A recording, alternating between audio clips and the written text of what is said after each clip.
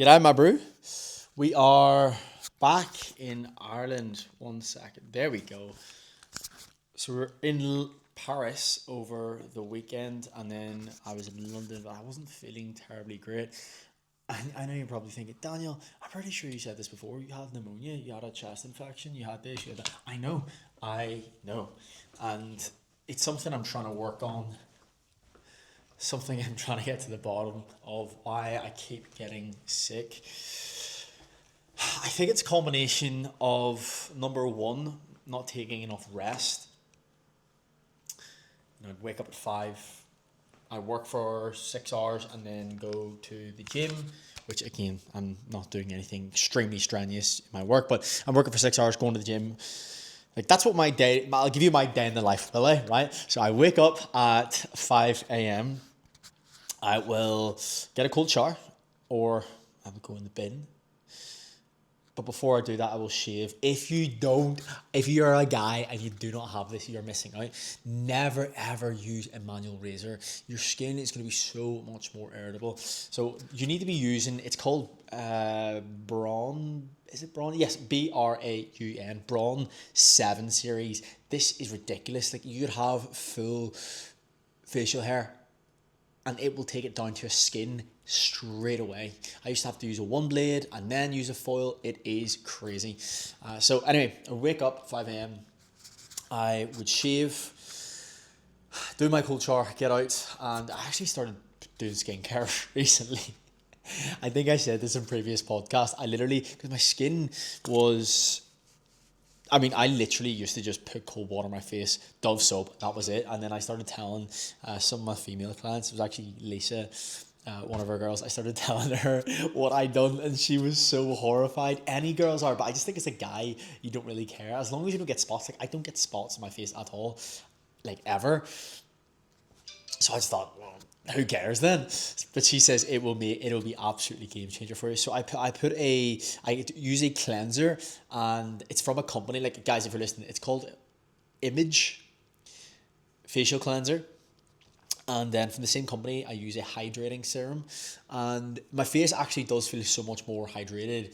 And then because beforehand it would have been it just would have been so much drier and so much more tired looking. And then after that, it's an SPF factor 50 moisturizer. I put it on all day, and I actually have noticed a big difference in my face. It just looks so much more fresh day to day. So anyway, guys, get on it. If you don't know, get to know. And I've actually started doing this in the morning and in the evening.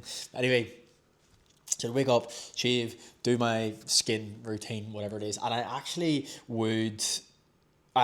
a set of dumbbells in my room, and I would wake up and they're literally just 10 kg dumbbells. I would do 40 reps hammer curls. I would do 2 sets, and it's simply just to change my state. I'm a big believer that your state has a huge part to play in how regulated your central nervous system is. Your state has a huge impact on how you show up in the day. And I think if you go in with, if you wake up, you're slow, you're sluggish, doing push-ups, getting into an ice bath, doing some sort of exercise, even if it's something like as simple as doing bicep curls, it makes me snap into action straight off the bat. So do that, and then I'll get changed and I will fire on. I'm literally in the house all day, every day. I'm in the house by myself most of the day, so I literally just live in tracksuits. I would actually love to wear a suit. Well, sometimes I think that, but it's probably nice for a week. And then tracksuits are where it's at. So I'm team comfy here. And if you don't know, get to know. Do you know the UGG? They're not UGG mules. They are, I don't know, I don't know the name of them. They're just little UGG shoes, black slippers, and they are the comfiest things of all time. They are the best investment ever. So anyway, I do that. I get changed, and then I will have the room with dim lighting. I'll light 2 candles, and I will sit and write in my journal. Very white girl of me, I know. Who is this guy? Well, yeah, you know me by now, right? So I'll write in my journal, and it's literally just whatever comes to mind. What thoughts enter my brain, they get put on the page. I will also write out some of the worries that I have, like, what is my biggest stressor right now?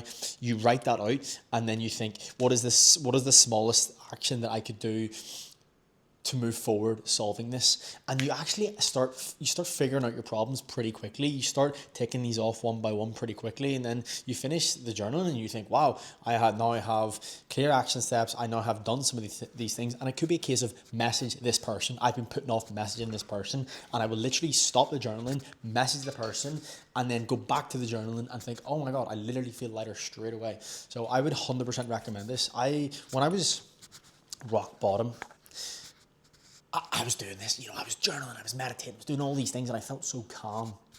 You ever meet somebody and they are just calm, collected, nothing phases them. They're not uptight, they're not reactive. A lot of these people, they meditate. Because what is that? You're just regulating your central nervous system, and you're being in control of your emotions. And what happens when you practice something day in, day out, you get good at it. That becomes the default, becomes the norm, and your ability to deal with stress improves. And what happens then when you work at that? It means when life throws you an involuntary curveball, you don't react. You don't respond emotionally out of anger. Somebody cuts you up in traffic. All right, whatever. You're going to wait longer in the line than usual? Cool, that's fine. And I honestly believe that people that can control their emotions are the people that are going to win. So ask yourself, do I respond to things negatively? Do I have a short fuse? And if you do, that's cool. I was that way too, and sometimes I still am. Like I definitely am. Do you know, in the airport, when people are really slow in front of me, I'm like, dude, any chance? Or people just do stupid things. Like I have a really low tolerance. I sometimes would have a low tolerance for people doing stupid things. I just think, how can you be so dim to think that way? But there's also another principle that I live my life by. I actually made a video about this the other day, that if you want to be more positive, if you want to live a better life and not get annoyed or upset at everything that happens to you, there's two things that you need to think about. It's number one, if you had other people's experiences, if you had their upbringing, if you were them, you would think the same too. Because it's true, right? When somebody reacts a certain way, or someone says something to you and you get offended, you think, how could they say that? How could they act that way? If you were them, you would act the same way too, because their experiences in their life have led them to believe and think the way that they think, which results in that action. And just because you think differently, that means you just have had a different experience in your life, and that allows me to give people grace. Don't get me wrong, people are stupid. People can still do stupid things, right? But it allows me to give people grace. For example, somebody cuts you up in traffic, instead of thinking, fuck that guy, you dick, how dare you? When you drive by him, you give him the middle finger. I love when that happens though. I love that. When someone flips you off and you're just like, you react nice and calm, you wave, have a good day. But if someone cuts you up in traffic, say, if I was them, I do the same too. They may be on their way to the hospital. They may be, their family member may be sick and they're rushing home to get to them. Who knows? But I think that allows you to give people grace in life. And the second one, which I was having a conversation with one of our boys, Willie, about this, is that everything in life is neutral. I think he said to me that, I usually struggle in February. And I said, what do you mean you struggle in February? And he told me that, he had a friend that passed away years ago. And he wouldn't mind me sharing this as well. I had a friend that passed away years ago, and he really struggles at this time of the year. And he struggles because it's Valentine's Day and he doesn't have a girlfriend. And I said, listen, dude, in February, it is just a month. It is just a social construct. It is just another day. It is the meaning that you give to these things. And everything in life is neutral. You don't experience life, you experience the life you focus on. And that Tony Robbins reminder always sticks with me. It's just a day. That's it. It's just a day. And I think when I get caught up in these, I try to never say, oh, well, I really struggle this time of the year. I struggle with this, because you become exactly what you think about. Your experience in your life is largely down to what you think and what you say. So if you think you struggle at something, you're going to struggle. These people say, oh, I really struggle at dieting. And it's funny because they always say that. Your brain doesn't know what's a joke, and your brain doesn't know what's off the cuff humor. It doesn't know what's blasé conversation. Everything that you say, your brain takes as fact. And the more you say something, the more those neural pathways get stronger and stronger until it becomes a belief. So just be very careful of how you talk to yourself. It's probably been one of the biggest lessons that I've learned in the past, say, 5, 10 years. Definitely. How did I go from morning routine to a philosophical speech there? Listen. You know what you're getting now. You know what you're getting. You knew what you signed up for. You need a bottle of wine after this. Is that good lighting? It's not too bad. We'll sit with that. I actually just put on some bacon medallions, and I'm about to shove some bacon medallions and sourdough up my ass. So if you want to stick around for that, be my guest. So we're all just about to chin a protein shake. I don't use whey protein. It fast tracks me on the express train to Browntown, and we're not about that here. So I use beef isolate, and I have went into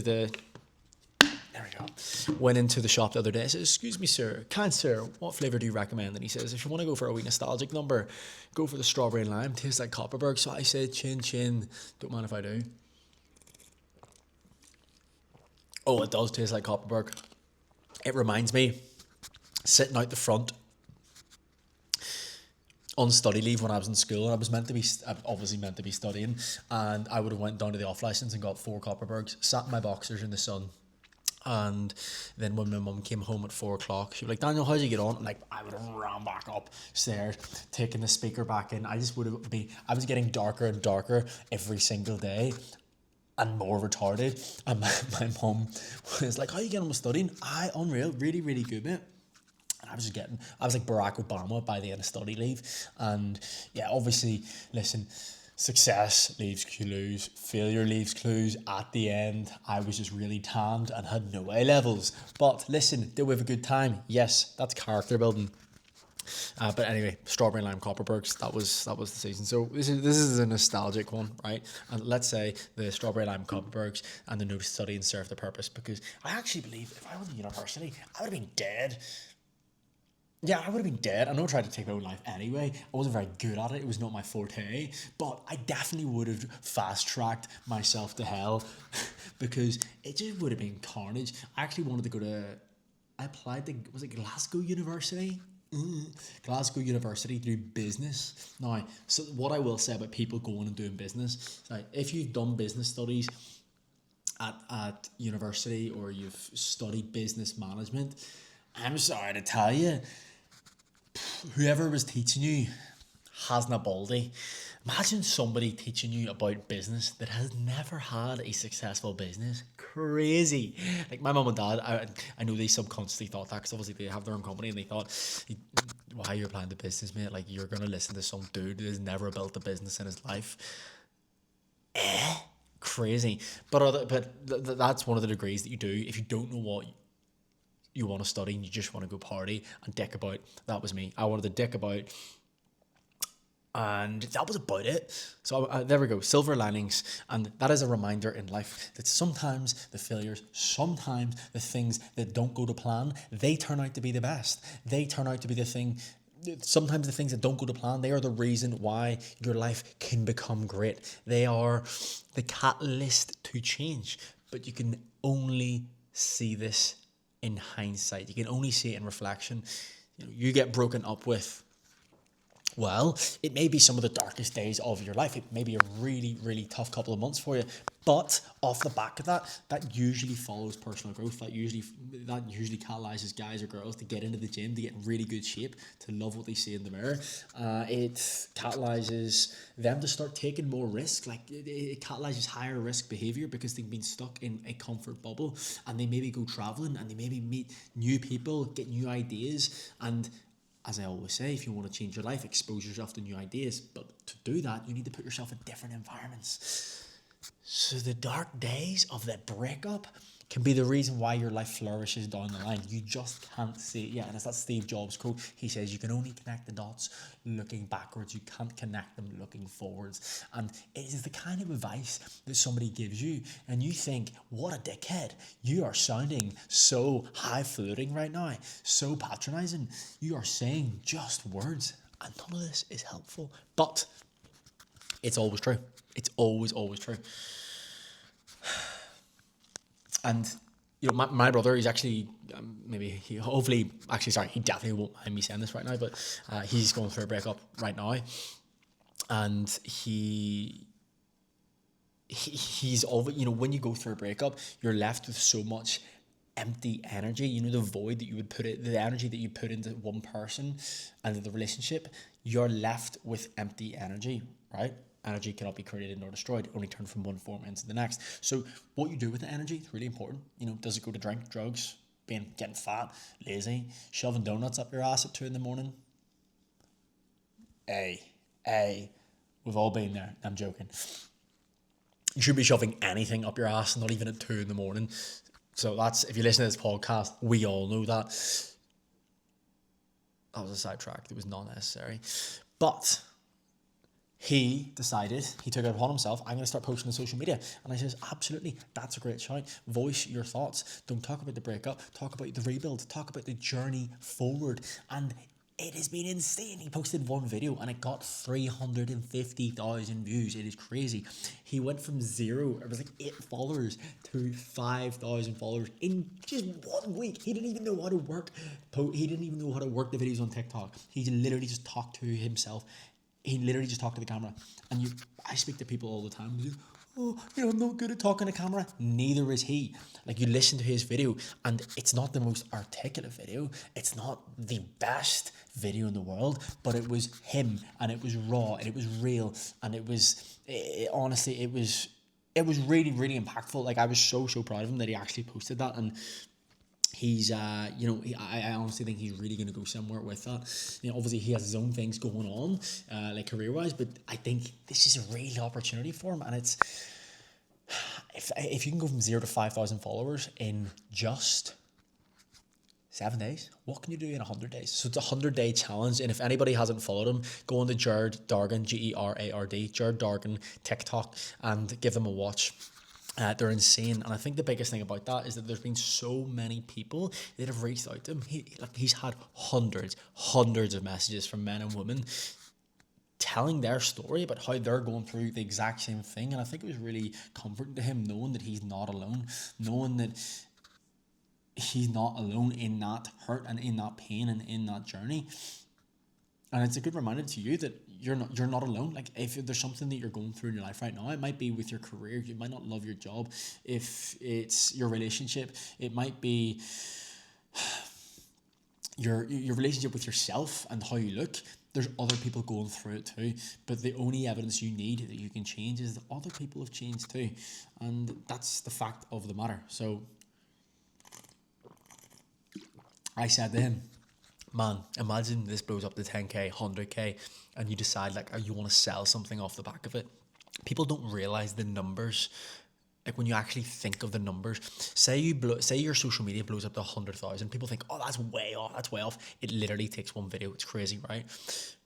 The right video, and it's a lottery ticket. You don't know what's gonna bang and what won't. Like, I script videos sometimes and I'll put them up intentionally and put thought into them, and they'll absolutely flop. And then one video, like, I posted a video of me doing a David Wallace, that's from the US Office, a William Wallace impression from Braveheart, and I got like 2.5 million views. Crazy. I literally done it for the crack, no intention whatsoever. And as I said, one video can blow your social media up. Say you build a following of 100,000 people, if 0.1% of those people buy from you, you have a great business. If you build it to 10,000 followers and 1% of those people buy from you, you have a great business. And when you think about it like that, like, if 100 people are paying you 100, 200 pound a month, like, you start to think of the numbers. What if 200 people are paying you 200 pound a month. Like when you start to think of the numbers as possible, and like it doesn't matter if you're into fitness, doesn't matter if you're into personal development, or like Jared, you know, he's into that. You know, it's like a rebuild content.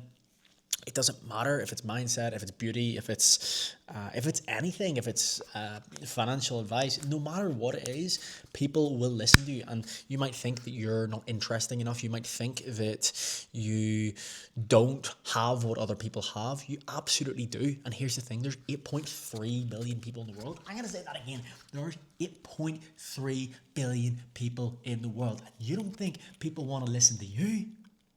Oh, I'm not interested enough. You are literally one of one. That is your superpower. You. And there's people that would like me and not like you. There's people that would love you and hate me. And that's okay. That's part of the game. But out of 8.3 billion, there are people that would listen to you. There are people that would love you. And there are people that would buy your shit. And that is a fact. But you have to put yourself out there. You don't have to be good. You have to put yourself out there. And you will see in time the possibilities. And you might say, oh, but what if my friends see? That's the fucking point. That is the point of it. What are you going to hold back because you're friends? Because your mum and dad? Like, realistic, like I have people that they you know, some of my clients, they say, oh, but my mum and dad said this. Do your mum, like, listen, listen, that doesn't mean that you don't love your mum and dad if you don't follow their advice. But are your mum and dad living the life that you want to live right now? No? Then don't take their advice in that realm. You know? It's like my dad or my mum trying to give me fitness advice. Like, don't get me wrong, my mum and dad are in great shape for their age. But I ain't listening. I ain't listening if they're trying to give me advice on getting shredded. Thanks, but no thanks. You know, it's always a laugh in our family. They always say, oh, you're being too extreme, you're being too extreme. And then comes about 30 days out from summer, like 3 days before the holiday, and they're saying, how do you lose this bit of body fat here? And I'm thinking, dickhead, you should have asked me this question 6 months ago. No, I love my mum and dad dearly, but this is a repeat process. This always happens. But that's the question, or to reiterate. Only take their advice if they are where you want to go, and see if there is something that you want to achieve in your life and you don't know how to get there. Find somebody who's living the life that you want to live. Reach out to them, befriend them, or hire them. Don't be afraid of spending money to get close to people that you want to be like. That is perfectly fine. Like one of my clients, Angus, like great guy, like a really, really good friend of mine now. And he said he wanted to be around more people like him with good energy. So he hired me. And we became best mates now. You know, we became really good friends. And we, you know, when I'm in London, we go for dips together. We train together. He flew over to Belfast for the weekend. That literally just happened from him reaching out to me and hiring me as his coach. So don't be afraid to invest in yourself, because you can build really good connections off the back of it.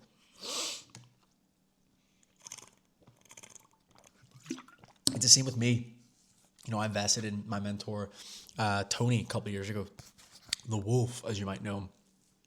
I didn't know him beforehand, but then I looked at his page and I thought, oh, that guy's living the life I want to live. He's where I want to be. So I invested in him, and we ended up becoming close. We became mates and then traveled the world together. So yeah, just ask yourself, do I have the people in my corner that are going to get me to where I want to go? And if no, where can I find those people? And if they're online, reach out. Reach out to these people. You don't know what one message can do. You got nothing to lose, man.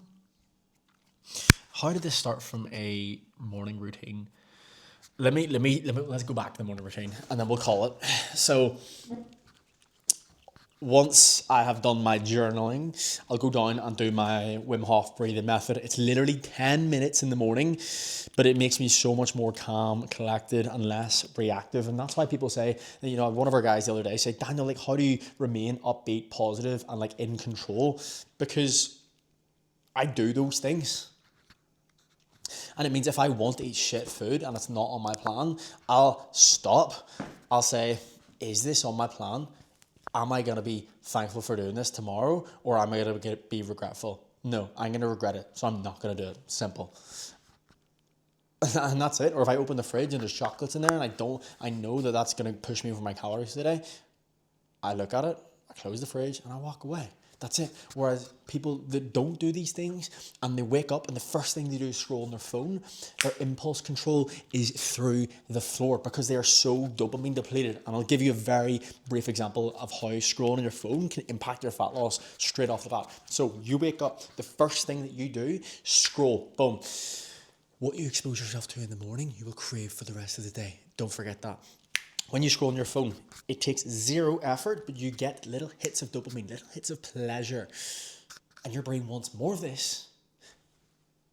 But the more you give it, the more that will plummet. And your dopamine will end up plummeting below baseline. And that results in what? Low mood, low drive, and very low impulse control. So what happens is, you go to the fridge, you see the chocolates, that's over my plan. But you don't think about that. You say, I want. And it's not that you want the chocolate. It's not that your brain wants the chocolate. It's your brain wants the hit of pleasure with no work. So that is why scrolling on your phone will have an impact on your fat loss. So just be very mindful of how you do that. You know, a lot of our guys, I will say to them, like if they're fucking up with their diet or they're not adhering or they're lackluster in their gym sessions or they're not enjoying them, they don't have the drive, I'll say, bro, what's your screen time? Oftentimes it's much higher than they want it to be.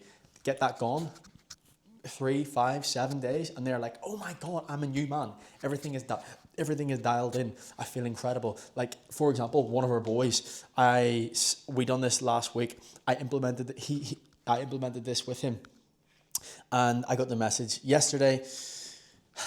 This is after feeling low, no drive, gym sessions weren't fun anymore. Everything was just not where we wanted to be. And we looked at the social media. He was scrolling way too much. And I said, right, social media detox. Let's do it. I got a message 7 days later. Feel on fire. Body fat dropping. Business growing. Discipline unmatched. Mentally best I've ever been. Coincidence? I think not. And I've done this too many times with too many people now for it to not be true. And there's so many studies to back this up as well.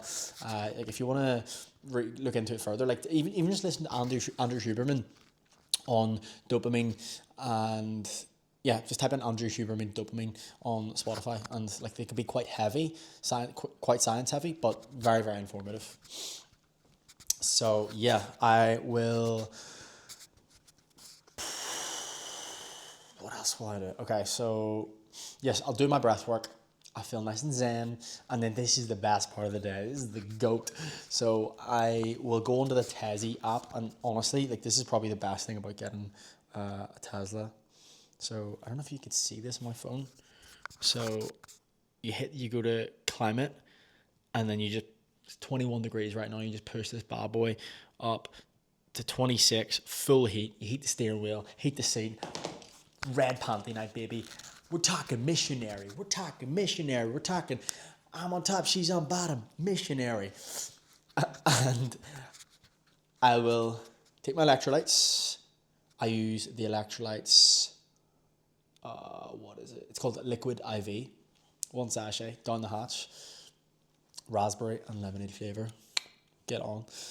And then I'll get into the Tezzy. I'll drive down to the shop. I'll get myself a Let's Go espresso, and I will sit in the car and I'll bang out like 45 minutes of DMs with my clients. Always usually would speak with our guys in Australia first, because obviously they're later on in the day, and then it'll be our guys in Middle East direction, and then it'll be obviously UK, Europe, and then obviously the last ones would be America, because obviously they're behind us. So that's the way I'd usually work it. And outside of that, I come back home, I sit at my laptop, and I would work for 6 hours.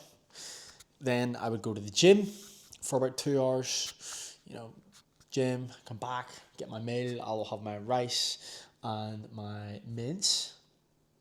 And then I will get a shower and then get straight back to work. So I'll literally I'll finish work at like 8 o'clock, 7:30, and then I'll take my L-theanine, I'll take my magnesium glycinate, and I'll put my blue light blockers on.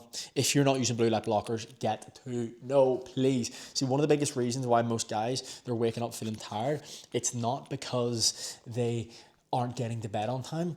You could still wake up, you could still have 8 hours of sleep and feel fucked in the mornings. Why is that?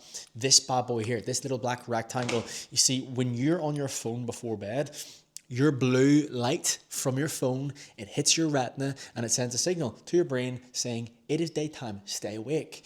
And it'll down-regulate your sleep hormone, melatonin, and it'll up-regulate your cortisol, which is going to keep you more awake. And what happens, even if you do get to sleep, your deep sleep is going to be greatly impaired, which means you're not going to get as much restorative sleep and you're going to wake up the next day feeling fucked. That will have an impact on, obviously, your training, on your mood, on, obviously, your hunger as well. So your sleep is everything. So just get blue light blocking glasses on Amazon. They're literally like 20, 30 quid.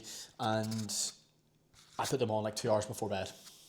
Game changer. What I've also got into the habit of doing, and I absolutely love it, I will get a hot shower before bed and I'll just sit and lie down. I'll just lie down in the shower, lights off, wee candles lit, and I just sit and just do some breath work. I literally feel stoned when I get out. I'm like, oh my God, I literally feel like I've shoved about 200 Xanax up my ass, and I'm lying in bed and I'm just talking to higher entities, take me away, baby. And I just go on the trip of my life, off into the abyss, dreaming of Santorini and Lamborghinis. No, also got this thing called a snooze band.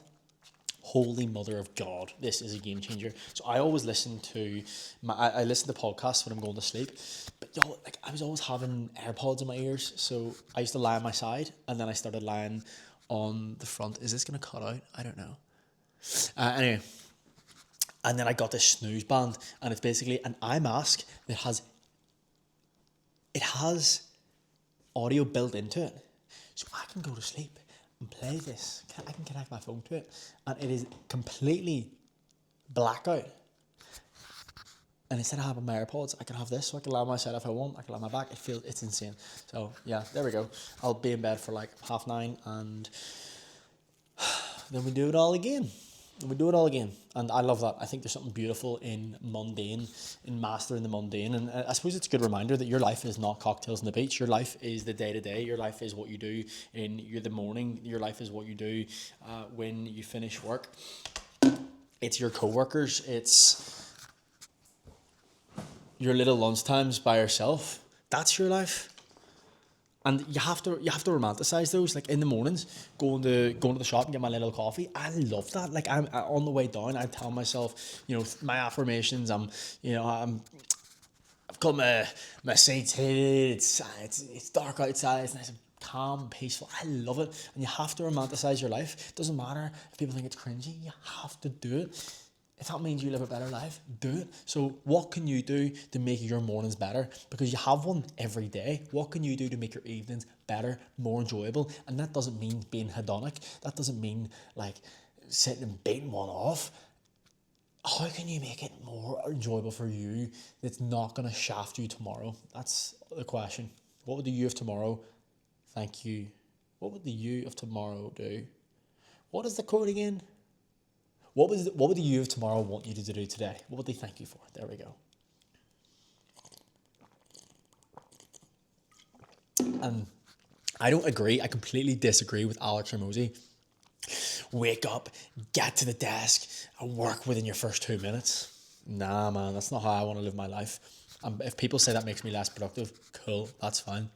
I would rather wake up and spend an hour of my day having a nice slow morning, get my cold shower, do my skincare, do my breath work, my journaling, and I can go into my day nice and chill, nice and peaceful. Then we go to war. Then we fucking hunt, my friend. By hunt, I mean sit at the laptop. Because I'm up early anyway, so I can afford to do that, and you can afford it. You can do whatever you want to do, right? It's your life, so don't listen to me if you don't want to. Don't listen to Alex Hormozi. You listen to you. Like, take the gold from everybody and leave the shit.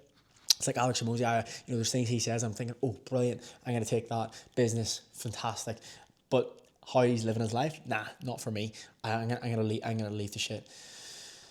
And it's the same when you listen to this podcast. There might be something that's resonated with you today, and you might think, do you know what? I'm gonna implement that. And there might be something which you're like, nah, not for me. And it's, that's fine. Like not everything you need to do, not everything needs to be taken as gospel. And I think that's a beautiful thing. You take what you want, and I think that's a mistake that people make. That just because you like somebody or just because you listen to somebody, you have to believe everything they say. It's like, nah, I don't. It's like, I don't agree with everything that Donald Trump says. I don't agree with everything Andrew Tate says. I don't agree with everything that, who the fuck else is there on social media? Chris Williamson. I don't agree with everything he says. Like, absolutely not. But there are bits of every individual that I take things from, whether that be their mindset towards training, their business advice, whatever it is. I'll take a little bits where I can. So there you go. But that's 35 minutes. So you probably need to hit a bong after listening to me there. And I will take you and I'll show you my meal. I flew back from London this morning, and do you want to know the biggest hack of all time? Oh my God. So I was flying from Paris, and there must have been about 40,000 people in the queue to check in your bag. Excuse me. EasyJet Plus, 250 quid for a year. Hold on. Oh, it's expensive. Shut up. Listen, trust me. You'll thank me later. So you know when you check in them, obviously you book the flight, say it's 60 quid, and then you want to book in a cabin bag, then you want to get speedy boarding, and then you want to book a seat. Like for me, row 1, I have to book row 1 to 3. The best seat of all time, I'm an IBS king, 1C, right? Because you've got the aisle, so easy access to the toilet, and you can also, we've got elbow room here. I hate sitting in the middle. I was in the middle this morning, squidged in, because I booked it last minute. But you get your suitcase for free, you get speedy boarding for free, you get to choose your seat for free, and you can also change your flights with no fee whatsoever. You also don't have to queue for a bag drop. You just go down to the EasyJet Plus aisle. So see all them little peasants queuing. See you later, right to the front. And like every single flight you will so the flight I booked was 60 quid, and if I wanted to add all that on, it would have been like 120 quid. So I mean, literally 3 or 4 flights and shave that. It's crazy. So yeah, EasyJet Plus. Not an ad. Anyway, I am gonna shove some bacon up my ass here, so I would love you and leave you. Hope you enjoyed the potty, and I'd love to know your feedback on the podcast with Rebecca as well. Rebecca's such a goat. We've had really good, really positive podcast feedback from that one, and any of our guys that I speak to, I think they love having people inside the program on and seeing their journey, and I think that's the beautiful thing about the guys that I work with. I'm so invested in their professional life, in their personal life too, not just their training. So I want to hear about what they're doing, what their goals, their aspirations are. I want to push them towards that. Like one of our boys there, Rory, I was just speaking to him. He owns a sauna business. He's only 19, owns a sauna and hot tub business. He's cooking, and for me, I am so obsessed with seeing him get to where he wants to go. So yeah, it's so much more what we do than just training and nutrition, so much more than just steps. Like I want people to win in every aspect of their life, because they are all intertwined. It's multifaceted. It's not just getting in shape is not just about winning. It's not just about steps and calories, because if you're winning professionally, if you're winning in your personal life, it's going to make your training, your food so much easier. So yeah, I love to see that. But if you haven't listened to that podcast, definitely give it a listen. It was the last one. It was like corporate slave to 400k, 1,000 followers. But anyway, big love. Wow, you're the goats. You have a good one.